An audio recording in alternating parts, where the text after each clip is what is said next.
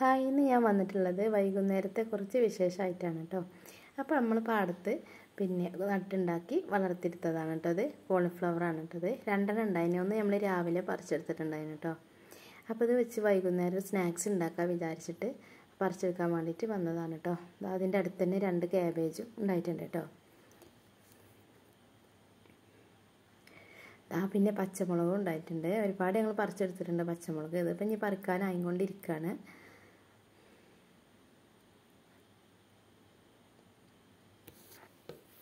അങ്ങനെ നമ്മൾ നട്ടുണ്ടാക്കി വളർത്തി വലുതായി നമ്മളിത് പറിച്ചെടുത്ത് എന്തെങ്കിലും ഉണ്ടാക്കി കഴിക്കുമ്പോൾ അത് വേറൊരു വൈബ് തന്നെയാണല്ലോ അല്ലേ.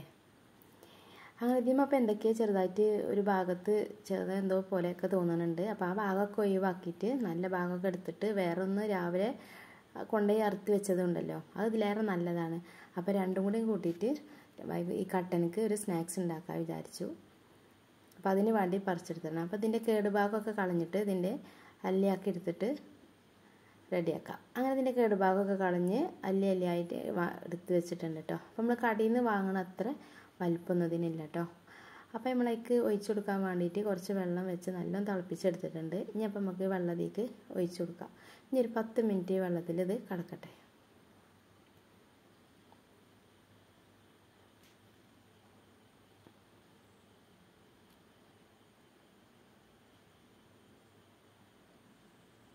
നമുക്കിതൊരു 10 മിനിറ്റിന് ശേഷമാണ് ഇപ്പോൾ നമ്മളിത് വെള്ളത്തിൽ നിന്നൊക്കെ ഊറ്റിയെടുത്തിട്ടു.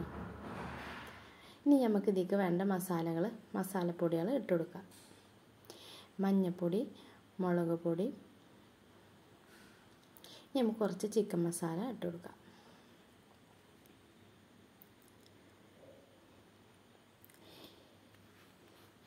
അതിലേക്ക് ആവശ്യത്തിനുള്ള ഉപ്പും ചേർത്ത് കൊടുക്കാം. ഇനി നമുക്കൊരു നാരങ്ങൻ്റെ പകുതിയും കൂടെ ഇതിലേക്ക് ചേർത്ത് കൊടുത്തിട്ട് നല്ല പോലെ ഒന്ന് മിക്സ് ചെയ്തെടുക്കാം.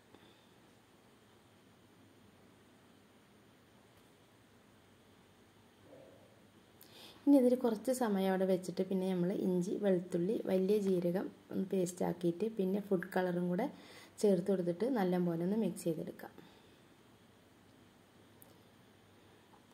ഇനിയിപ്പോൾ നമ്മൾ ഇതിലേക്ക് വേണ്ട മറ്റുള്ള പൊടികൾ കൂടെ ചേർത്ത് കൊടുക്കുകയാണ്. കുറച്ച് കടലമാവാണ് കേട്ടോ അപ്പോൾ നമ്മൾ എടുത്തിട്ടുള്ളത്. ഇത് കുറച്ച് അരിപ്പൊടിയാണ്,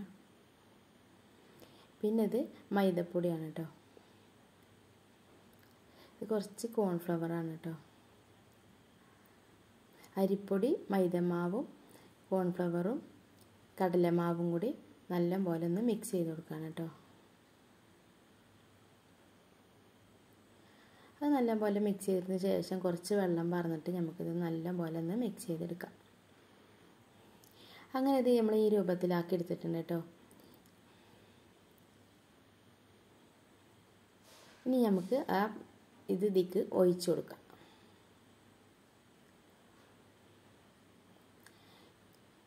ഇതിലേക്ക് ഒഴിച്ചു കൊടുത്തിട്ട് ഇത് നല്ല പോലെ നമ്മൾ മിക്സ് ചെയ്തിട്ട് ഒരു 10 മിനിറ്റ് അത് വെച്ചതിന് ശേഷമാണ് നമ്മളിത് പൊരിച്ചെടുക്കാൻ പോകുന്നത് കേട്ടോ.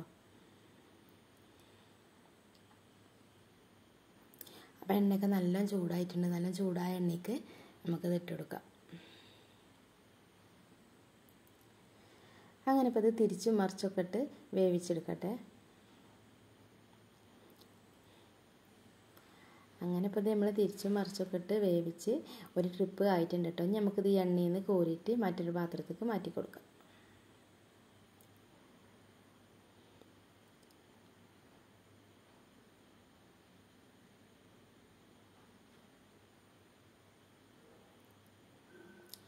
ഇനി നമുക്ക് അടുത്ത ട്രിപ്പ് ഇട്ട് കൊടുക്കാം. അപ്പോൾ തന്നെ നമ്മളവിടെ കട്ടനൊക്കെ റെഡിയാക്കി വെച്ചിട്ടുണ്ട് കേട്ടോ.